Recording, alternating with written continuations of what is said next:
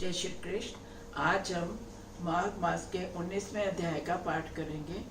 Video अच्छा लगे please like कीजिए, कमेंट कीजिए, शेयर कीजिए और बेल आइकन के साथ सब्सक्राइब कीजिए। 19वां अध्याय। वशिष्ठ जी बोले, हे राजन, भगवान श्री दत्तात्रेय जी ने जो इतिहास का वर्णन किया था वह तुमको सुना दिया है। अब तुम माघ स्नान के फल का श्रवण करो। माघ स्नान समस्त यज्ञों, दानों, तपस्या एवं व्रतों में श्रेष्ठ है। हे दिलीप, माघ स्नान करने वाले प्राणी के पितर उत्तम गति को पाते हैं। असत्य भाषण, माता पिता को कष्ट देने से उत्पन्न पाप, पखंड करने वाले तक सदगति पाते हैं। तीर्थों पर माघ स्नान करने की महिमा अगाध है। इस दुर्लभ अवसर को भाग्यशाली ही पाते हैं। इसमें जप, तप, दान, हरि पूजन तथा स्नान करने वाला प्राणी अहोभागी है। माघ स्नान के पश्चात समर्थ के अनुसार वस्त्र, ईंधन, स्वर्ण, अन्न आदि का दान करना चाहिए। दीप, अग्नि, वस्त्र दान करने वाला भगवान सूर्य के तेजस्वी लोक को प्राप्त करता है। ये महान पापी जो अन्य प्रकार से किसी यज्ञ, जप, तप, दान, धर्म कार्य से अपने पापों के द्वारा मुक्ति नहीं पा सकते, उन्हें अवश्य माघ स्नान करना चाहिए। माघ स्नान समस्त प्रकार से श्रेष्ठ है और निश्चय ही स्नान करने वाले की मुक्ति करता है और पापों को नष्ट करता है, चाहे वह कैसे ही पाप से लिप्त क्यों न हो। वे पापात्मा जो दोपहर के समय भी माघ स्नान करते हैं, यम की अनेकों यातनाओं से मुक्त हो जाते हैं।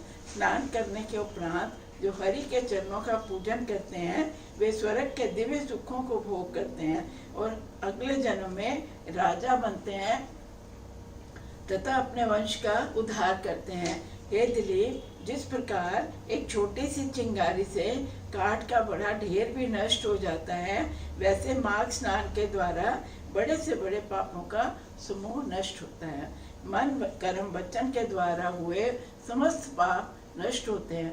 जिस प्रकार भगवान विष्णु समय आने पर दैत्यों का तुरंत संहार कर देते हैं, वैसे ही माघ स्नान पापों को नष्ट करता है। चाहे किसी भी कारण से यदि कोई प्राणी माघ स्नान कर लेता है तो उसके पाप नष्ट हो जाते हैं। गंधर्व कन्याएं श्राप भोग रही थी, तब दया करके लोमश जी ने स्नान का फल बताया और उनका संहार किया। सूची ने कहा, है ऋषिजनों, अपनी इतनी कथा सुनकर राजा दिलीप ने वशिष्ठ जी से पूछा, हे भगवान, उन गंधर्व कन्याओं को किस कारण श्राप मिला और उनका क्या इतिहास है, कृपया सुनाइए। तब धर्म के राजा की श्रद्धा जानकर वशिष्ठ जी बोले, हे राजन, तेरा ये प्रश्न बहुत उत्तम है। धर्म में जिज्ञासा देखकर मैं तेरे इस प्रश्न का पूरा इतिहास सुनाता हूँ, सुनो।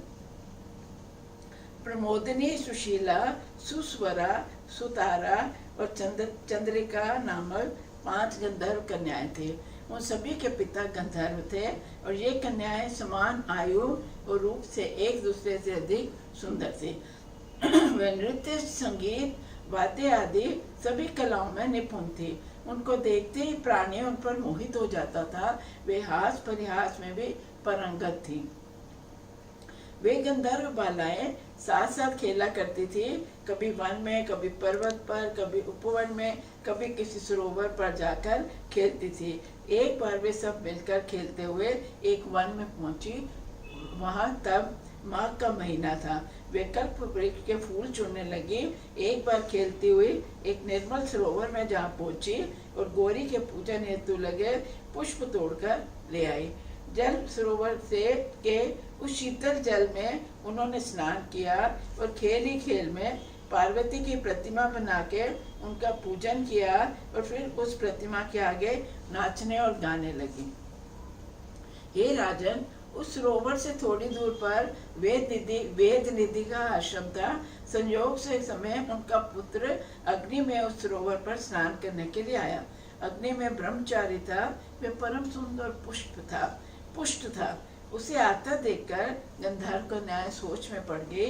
उसके मनोहर रूप को देखकर वे उसे कामदेव समझने लगे। वे पांचों की पांचों ही उस पर मोहित हो गई और अपने मन में विचार करने लगी कि निश्चय ही ब्रह्मा जी ने इस मनोहर स्वरूप कुमार को उनके लिए ही रचा है। पार्वती जी ने अवश्य उन पर प्रसन्न होकर उसे वहां भेजा है। वे आपस में कहने लगे कि मैंने इसे वरा है।